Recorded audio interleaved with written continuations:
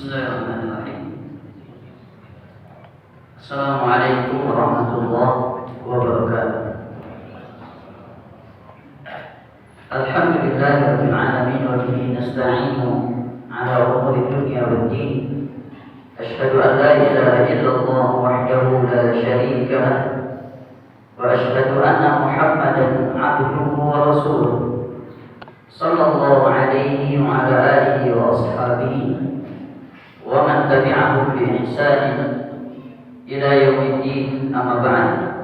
Akhwani fid din wa akhwati fillah, para jemaah sekalian yang semua dirahmati Allah Subhanahu wa taala, kita kembali melanjutkan dari kajian kita pembahasan as-sirah an-nabawiyah, yaitu kisah perjalanan hidup baginda Nabi kita Muhammad sallallahu alaihi wasallam. Di pertemuan yang lalu kita sudah baca beberapa poin pendahuluan dan sudah kita baca hal-hal yang berkaitan dengan keadaan kaum musyrikin jahiliyah. Insyaallah di pertemuan yang berbahagia ini kita akan bahas tema yang berkaitan dengan Maulidin Nabi wa nasabihi wa muddatan fi sawri. Kita akan bahas di dalamnya tentang kelahiran Nabi, nasab Nabi, dan masa kecil Nabi. Pasti di bulannya, di bulan Rabiul Awal. Kita akan bahas hal-hal berkaitan dengan kelahiran beliau, nasab-nasab atau nasab beliau, dan berkaitan dengan masa kecil Nabi sallallahu alaihi wasallam. Ada kelahiran Nabi sallallahu alaihi wasallam disebutkan oleh para ulama. Kita mulai dari tahunnya. Nabi sallallahu alaihi wasallam lahir di Amul Fil, di tahun gajah. Dan bangsa Arab dari kebiasaan mereka biasa menamakan sebuah tahun atau membuat penanggalan sesuai dengan peristiwa besar yang terjadi di waktu itu. Sehingga bertepatan dengan kelahiran Nabi ini terjadi peristiwa besar yang dikenal dengan peristiwa Ashabul Fil, tentara-tentara bergajah. Kalau ingin baca kisah lengkap Ashabul Fil ini, bisa dilihat di tafsir Ibnu Katsir, tafsir surat Al-Fil. Alam tara kaifa fa'ala rabbuka bi ashabil fil. Sampai habis itu ada kisahnya panjang, tapi kita singgung sedikit saja. Kisah Ashabul Fil ini kisah tentang seorang raja yang ada di Yaman, namanya Abraha. Abraha ini aslinya orang Habasyah. Aslinya orang Habasyah, berkulit hitam. Beliau ini bawahannya Raja Najasyi. Oleh Raja Najasyi diutus ke Yaman untuk mengkoordinir wilayah kekuasaan yang ada di Yaman. Dan dimaklumi Raja Najasyi ini, kerajaan di Habasyah ini, dimaklumi agama mereka Nasrani. Agama mereka Nasrani. Yang asalnya di Yaman, di Arab itu tidak ada gajah. Dari mana datangnya gajah-gajah ini? Dikirim dari Habasyah ke Yaman. Itu asal muasal gajahnya. Karena orang Arab di masa itu tidak pernah lihat gajah. Jadi gajah ini gajah impor. Gajah impor, bukan produk tanah Arab. Dan Raja Abraha ini ada kedengkian terhadap Ka'bah dan berusaha menyaingi Ka'bah. Akhirnya dia bangunlah sebuah saumah, sebuah tempat ibadah yang dinamakan dengan Qulais, gereja atau saumah Qulais. Qulais ini diambil dari kalimat qalan suwah yang artinya peci. Jadi saking tingginya gereja itu, orang kalau melihat ke pucuknya, pecinya jatuh. Nah, namanya Qulais, saking tinggi sekali. Dan ada salah satu dari orang Arab tidak suka dengan saumah yang dibangun oleh Abraha. Akhirnya Yaman, dari tanah Arab ke Yaman. Kemudian diberilah kotoran-kotoran di gerejanya saumaannya Abraha ini. Akhirnya orangnya tertangkap dan tahu ternyata ini dari Mekah orangnya datang. Akhirnya Abraha berangkat dari Yaman. Dalam sebagian riwayat disebutkan beliau membawa 7 ekor gajah. Dalam sebagian riwayat beliau membawa 12 ekor gajah. Dari 12 ekor ini ada 1 ekor yang paling besar gajah. Namanya Mahmud. Namanya siapa? Mahmud. Makanya gajah purba itu disebut dengan apa? Mahmud, ya ini Mahmud, gajah paling besarnya dari Allah. Dan alhamdulillah mereka datang ingin menghancurkan Ka'bah, dan metode menghancurkannya diikat dengan rantai kemudian ditarik dengan gajah. Jadi bukan dirobohkan begitu ya, diikat Ka'bah itu. Ini rencananya Allah, diikat dengan rantai fondasi-fondasinya, kemudian ditarik dengan gajah sampai roboh. Akan tapi Allah Subhanahu wa taala berkehendak lain, Allah binasakan mereka dengan azab yang berupa bebatuan-bebatuan yang dibawa oleh gerombolan-gerombolan burung. Dan karena peristiwa itu, tahun itu dikenal dengan Amul Fil, tahun gajah. Apa hikmah dari kisah ini? Hikmahnya adalah Allah ingin memperkenalkan kaum Quraisy di tengah-tengah manusia yang banyak. Dulu Quraisy tidak terkenal. Setelah peristiwa tahun gajah ini, ternyata Allah melindungi Ka'bah, yang mana juru kunci Ka'bah itu orang-orang Quraisy, membuat orang Quraisy terkenal. Jadi perbincangan orang di mana-mana. Kenapa Allah membuat kaum Quraisy dan Mekah terkenal ketika itu? Karena Allah ingin memberikan isyarat nanti akan diutus seorang nabi dari Quraisy. Jadi itu hikmah adanya peristiwa Ashabul Fil. Maka ini berkaitan dengan tahun kelahiran Nabi di Amul Fil. Dan sebagian ulama menukilkan ijma, sepakat para ulama bahwasanya Nabi SAW lahir di tahun gajah. Yang menukilkan ijma diantaranya Al-Imam Ibnul Jauzi, Al-Imam Ibnul Qayyim, dan Al-Imam Ibnul Jazar rahimahullah. Jadi ini sebagian menukilkan ijma, tapi Al-Imam Ibnu Katsir mengatakan ini bukan ijma, ini pendapat mayoritas ulama. Mayoritas ulama atau pendapat Nabi SAW lahir di tahun gajah. Ini tahun. Sekarang bulannya. Bulan apa Nabi dilahirkan? Pendapat jumhur, pendapat mayoritas ulama, Nabi dilahirkan di bulan Rabiul Awal. Ini pendapat mayoritas. Kalau dikatakan pendapat mayoritas, berarti ada yang menyelisihi di situ. Karena ada sebagian berpendapat Nabi dilahirkan di bulan Ramadan, ada yang berpendapat Nabi SAW dilahirkan di bulan Rajab. Akan tapi jumhur mayoritas ulama mengatakan Nabi SAW dilahirkan di bulan Rabiul Awal. Ini bulan. Kemudian harinya hari apa? Nah, harinya adalah Yaumul Itsnain, di hari Senin, sebagaimana disebutkan dalam Sahih Muslim. Ketika Nabi SAW ditanya kenapa beliau puasa hari Senin, beliau SAW mengatakan, "Dzaka yaumun wulidtu fihi wa bu'ithtu wa unzila 'alayya fihi." Karena hari Senin aku dilahirkan dan di hari Senin aku diangkat menjadi seorang nabi. Ini tentang hari kelahiran di hari Senin. Adapun tanggalnya, mayoritas ulama menyebutkan di tanggal 12. Walaupun sebagian ini khilaf banyak sekali ya. Ada yang mengatakan Nabi itu lahir tanggal 8 Rabiul Awal. Ada yang mengatakan Nabi itu lahir tanggal 10 Rabiul Awal. Ada yang mengatakan tanggal 12. Dalam riwayat Jubair bin Mut'im disebutkan Nabi lahir tanggal 17. Sehingga tidak ada pendapat yang pasti tanggal berapa Nabi itu lahir. Tanggal 8 atau 10 atau 12 atau 17. Al-Imam Al-Iraqi beliau menguatkan tanggal 10 Rabiul Awal. Tapi mayoritas yang masyhur di tengah kita, Nabi SAW lahir tanggal 12. Maka ini kelahiran Nabi Muhammad SAW di tahun gajah, di bulan Rabiul Awal, di hari Senin, dan tanggalnya khilaf. Para ulama mayoritasnya menyebutkan tanggal 12.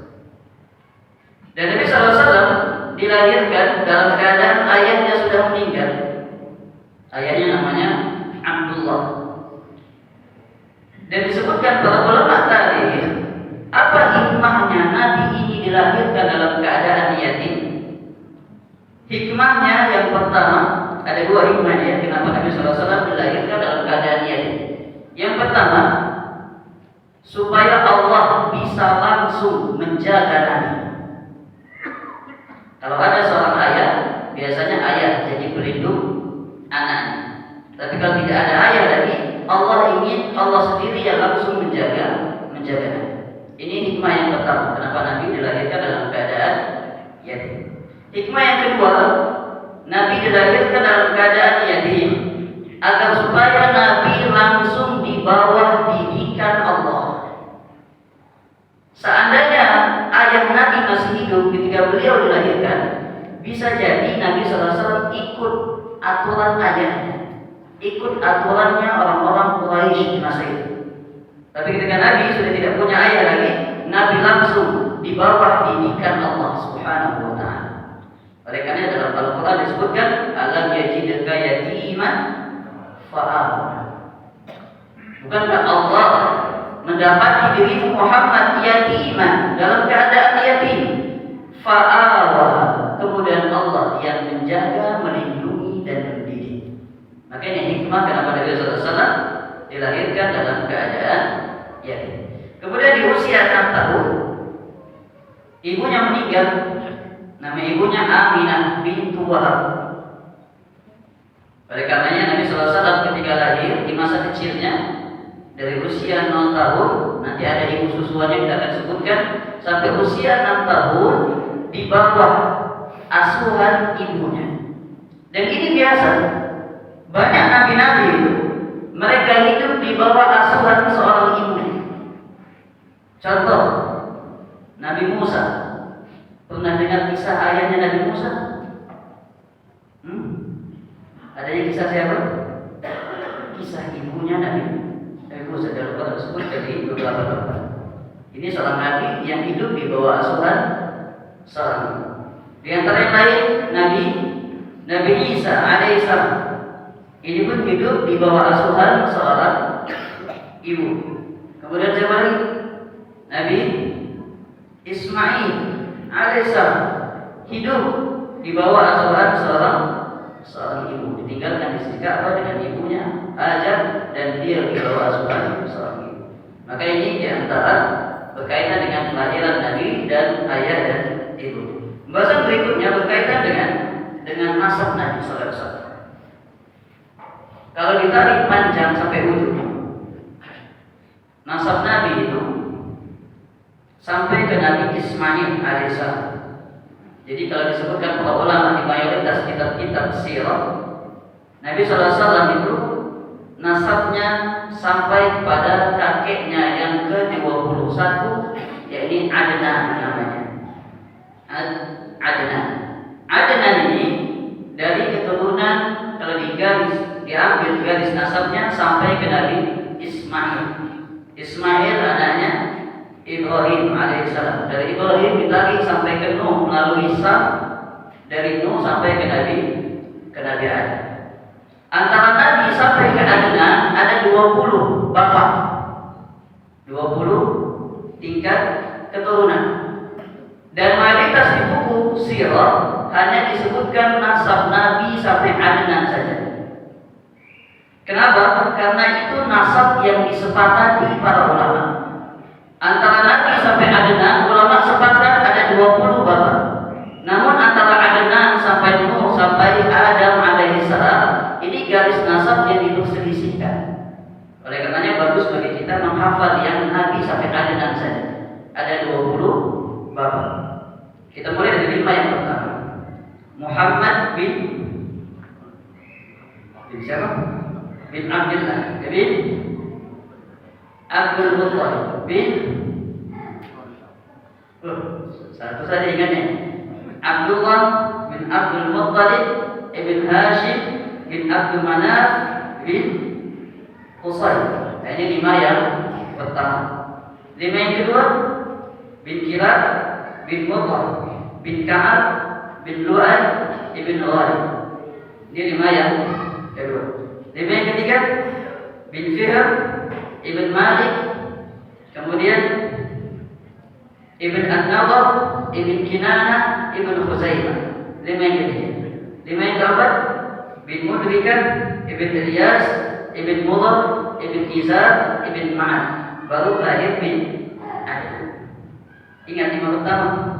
Ini yang paling masyhur. Muhammad bin Abdullah bin Abdul Muttalib ibn Hashim bin Abdul Manaf bin Qusay. Dari mana datangnya suku Quraisy ini? Suku Quraisy datang dari keturunan, ada yang mengatakan dari Fihr bin Malik, ada yang mengatakan dari An-Nadhr bin Kinanah.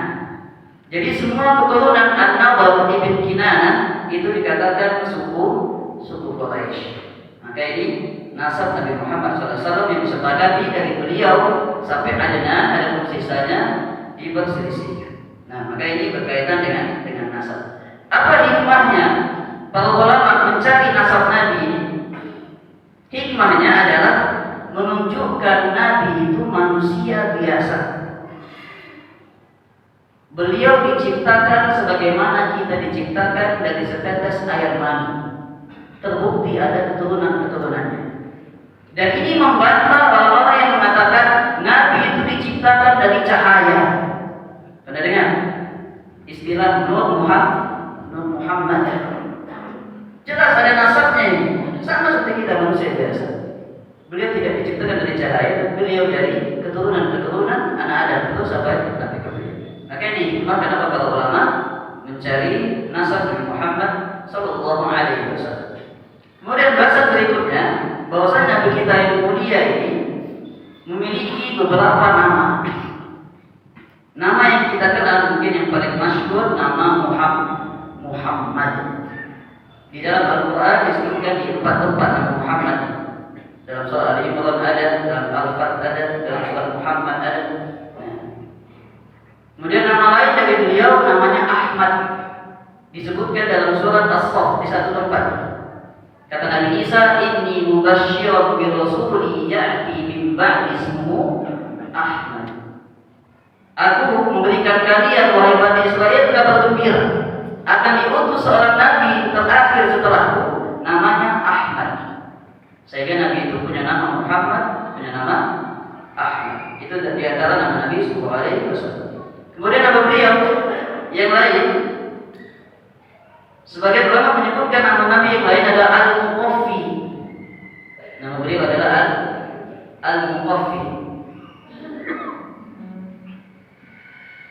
Artinya yang mengikuti. Dikarenakan Nabi SAW mengikuti syariat-syariat sebagaimana yang Rasul-Rasul dahulu membawa tauhid. Makanya beliau mengatakan, diberitakan, "Qul ma kuntu bid'an minal rusul." Aku tidak membawa sesuatu yang baru dari para rasul. Ini nama Nabi yang lain. Kemudian beliau juga disebut dengan Nabi Taubah. Nabi At-Taubah. Dinamakan Nabi Taubah karena beliau seorang nabi yang selalu memerintahkan untuk bertaubat. Ini di antara nama-nama. Kemudian di antara nama beliau dari sebagian riwayat, nama beliau yang lain adalah Toha dan Yasin. Sudah dengar namanya? Salatullah salamullah ala Yasin ala Toha. Yasin dan Toha itu di antara nama Nabi yang lain. Hanya saja hadisnya berkaitan dengan 2 nama ini, hadis yang lemah. Namun para ulama sirah ketika memakai hadis-hadis untuk sirah nabawiyah, mereka sedikit longgar, tidak begitu ketat. Sehingga sebagiannya memasukkan nama Toha dan nama Yasin ke dalam nama-nama Nabi Muhammad sallallahu alaihi wasallam. Maka ini di antara nama-nama Nabi Muhammad. Kalau mau disebutkan banyak sekali. Disebutkan oleh Ibnu Arabi ada 69 nama. Jadi Nabi itu dikenal dengan 69 nama. Ada yang menyebutkan 40, ada yang menyebutkan 30. Dan kita sebutkan tadi sebagai saja 6 dari nama-nama Nabi Muhammad sallallahu alaihi wasallam. Maka ini berkaitan dengan nasab Nabi sallallahu alaihi wasallam. Kemudian kalau kita lihat nasab Nabi yang lain lagi, kalau kita lihat dari Abdullah, Abdullah ini anaknya Abdul Muttalib. Abdul Muttalib ini istrinya banyak, anaknya banyak. Dalam Syarah Ibn Hisab disebutkan Abdul Muttalib itu punya 10 anak laki-laki dan 6 anak perempuan. 16. Jadi banyak saudara-saudaranya Abdullah. Di antara saudaranya Abdullah, ayah Nabi yang paling kita kenal siapa? Al-Abbas. Siapa lagi? Al-Abbas bin Abdul Muttalib. Kemudian Hamzah ibn Abdul Muttalib. Siapa lagi? Abu Talib ibn Abdul Muttalib. Siapa lagi? Abu Lahab ibn Abdul Muttalib. Ini paman Nabi SAW. Hanya saja dari paman-paman beliau yang banyak itu ada 3 paman atau ada 2 paman yang seayah atau yang seibu dengan ayah Nabi. Jadi ada paman-paman Nabi ini, ada paman yang seibu, ada paman yang tidak seibu. Di antara paman Nabi yang seibu dengan Abdullah adalah Abu Talib dan Az-Zubair. Jadi ayah Nabi Abdullah, paman Nabi Abu Talib, dan paman Nabi bernama Az-Zubair. Ini 3 bersaudara laki-laki, ibunya sama. Karena ibunya sama, oleh karenanya Abu Talib ini punya kedekatan emosional dengan Abdullah. Oleh karenanya ketika Nabi SAW berdakwah, paman yang membela beliau siapa? Abu Talib. Walaupun beliau musyrik, tapi beliau membela Nabi. Karena ada hubungan emosional, karena Abu Talib ini dengan ayahnya Nabi Abdullah itu satu ibu, ibunya sama. Maka ini berkaitan dengan pendetalan pembahasan Al-Quran. Maka ini berkaitan dengan nasab Nabi Muhammad sallallahu alaihi wasallam. Sudah diisyaratkan oleh Allah Subhanahu wa taala dan diutus seorang nabi Quraisy melalui peristiwa Amul Fil. Peristiwa tentang kaum gajah dan ashabul fil. Setelah kita lihat bahasan setelahnya, masa kecil Nabi Muhammad sallallahu alaihi wasallam. Nabi sallallahu alaihi wasallam memiliki ibu susuan yang dikenal 2 orang. Yang pertama namanya Halimah As-Sa'diyah dari Bani Sa'ad. Ibu susuan yang kedua namanya Thuwaibah. Thuwaibah ini budak perempuannya Abu Lahab. Abu Lahab saking senangnya dengan lahir Nabi Muhammad SAW. Nah, di antaranya beliau menawarkan Thuwaibah untuk menyusui Nabi. Dan bangsa Arab di masa dulu ketika lahir seorang anak di kota, biasanya dibawa ke desa-desa untuk disusui. Apa hikmahnya adanya ibu susuan dan dibawa ke desa-desa? Disebutkan ada 2 atau 3 hikmah adanya ibu susuan dan dibawa ke desa-desa.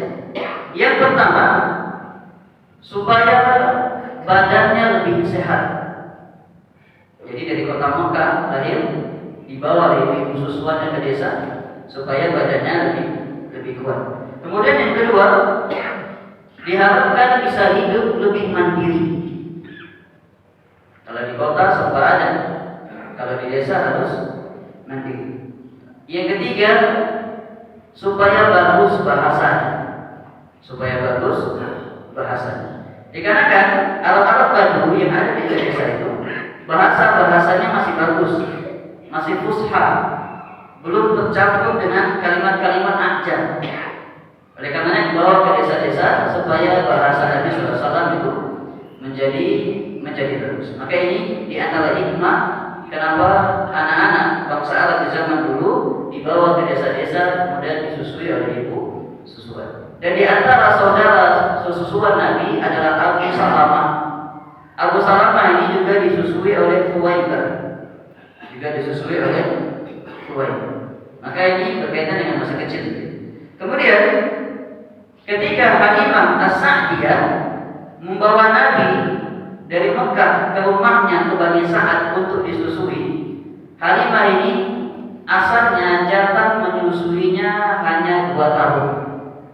Jadi anak bayi itu dibawa ke kampung, disusui 2 tahun, dikembalikan lagi ke orang tuanya. Begitu asalnya. Tapi selama 2 tahun Halimah membawa Nabi, banyak terjadi hal-hal yang di luar nalar manusia di kediamannya Halimah As-Sa'diyah. Beliau punya keledai yang sudah tua, yang asalnya jalannya lambat. Ketika Nabi dinaikkan ke atasnya, langsung jadi kuat keledai. Beliau punya kambing-kambing. Ketika beliau bawa Nabi ke rumahnya, kambing-kambingnya Halimah ini semuanya penuh dengan susu. Akhirnya Halimah ini minta izin lagi ke ibunya Nabi Aminah. Boleh nggak kami bawa 2 tahun lagi? Atau boleh nggak kami bawa ini? Karena ketika kami bawa Muhammad ini ke kampung kami, ke kabilah kami, banyak terjadi hal-hal yang menakjubkan. Akhirnya diizinkan oleh Aminah untuk Halimah membawa lagi Nabi sallallahu alaihi wasallam. Dan Nabi bersama Halimah disusui dan dirawat di tempatnya Halimah selama 4 tahun. Dan akhirnya di usia yang 4 tahun Nabi dikembalikan ke ibunya karena Halimah ketakutan. Kenapa Halimah ketakutan? Karena di usia 4 tahun Nabi dibawa oleh malaikat Jibril, dibelah dadanya. Jadi Nabi sedang main, masih kecil ya, anak kecil sedang main, tiba-tiba datang 2 malaikat berwujud manusia membawa dadanya. Maka anaknya Halimah ini ketakutan, mengadu, "Wahai ibu, Muhammad dibawa." Ternyata dadanya dibelah. Itulah dibelah dada Nabi sallallahu alaihi wasallam. Dalam sebagian riwayat dada Nabi itu dibelah sebanyak 3 kali. Pertama ketika kecil, dadanya dibelah, dibersihkan hatinya dengan air Zam-Zam. Yang kedua, dibelah dada Nabi, dibersihkan hatinya ketika akan melakukan Mi'raj ke Sidratul Muntaha. Yang ketiga, dada Nabi dibelah, dibersihkan hatinya sebelum beliau diangkat menjadi Nabi dan Rasul. Tapi ketika ini ada perselisihan di kalangan para ulama. Sekarang apa hikmah? Kenapa dada Nabi dibelah, dibersihkan hatinya? Disebutkan oleh para ulama dari pelajaran-pelajaran dibelahnya dada Nabi SAW dikenal dengan syarhus sadar. Yang pertama, untuk membersihkan hati Nabi dari pengaruh-pengaruh syaitan. Dari pengaruh-pengaruh syaitan.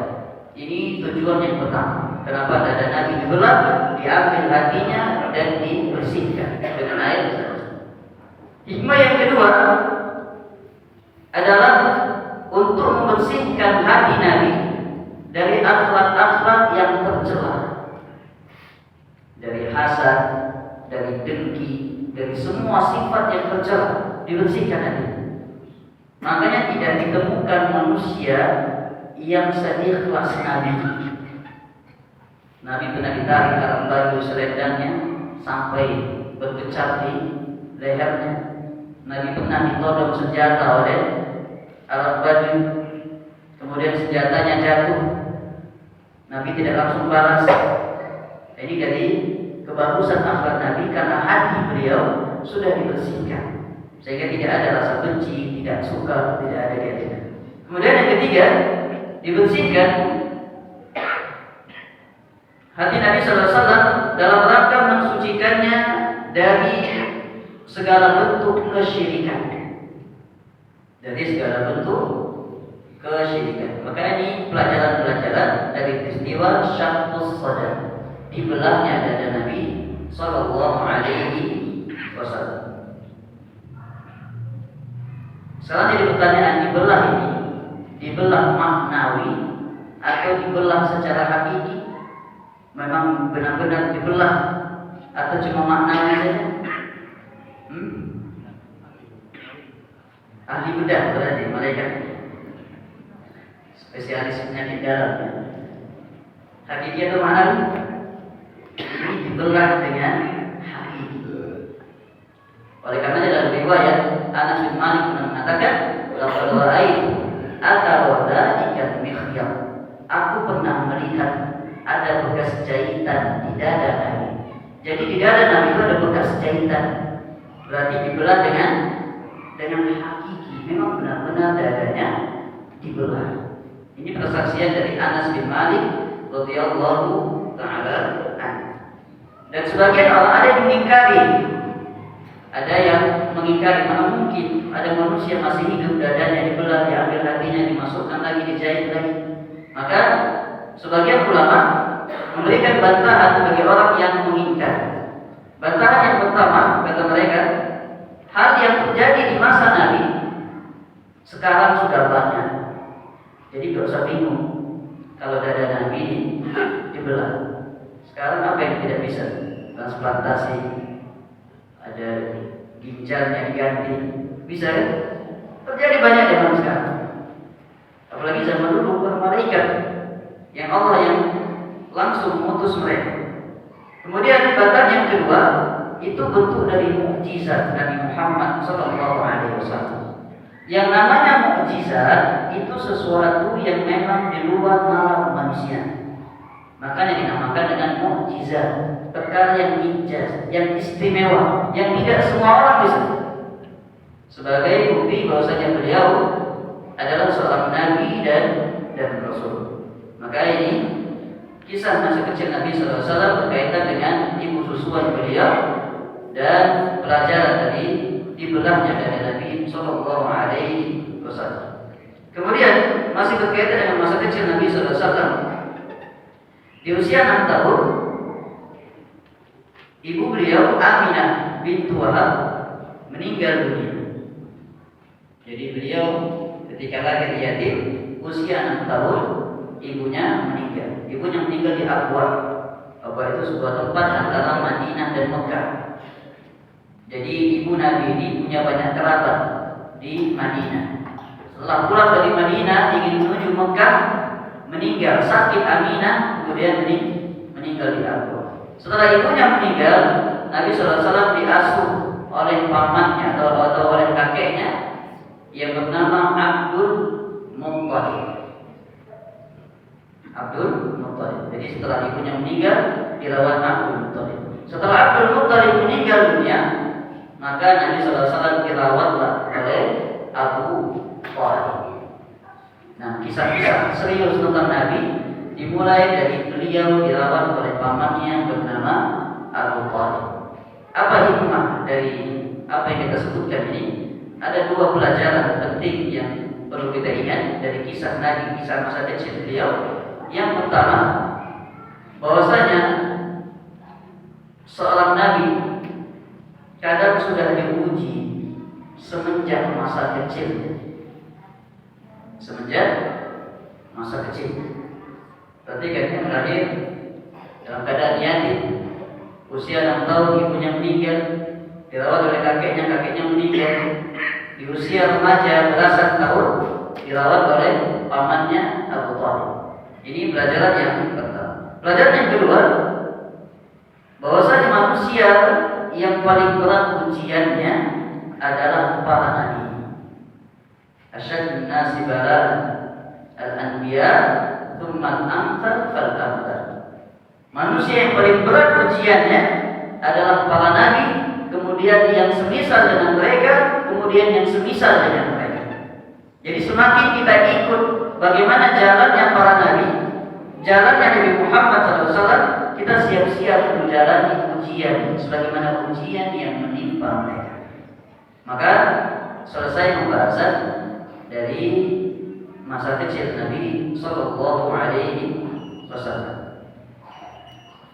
Habis. Pas ya, pas selesai pembahasan waktunya dari 10 ma'an suat. Kita metode sirah nabawiyahnya tidak banyak perdongengnya. Kita metodenya metode tafsir perincian. Soalnya kalau kita belajar sirah cuma saya berdongeng saja, nggak bisa dicatat, kurang faedahnya. Jadi kita bahas rinci-rinci saja supaya gampang untuk dicatat. Wallahu a'lam bishawab. Naktafi bihadzal qadar. Subhanakallahumma wa bihamdika asyhadu an la ilaha illa anta astaghfiruka wa atubu ilaik. Wa qul yuhibbukumullah. Assalamualaikum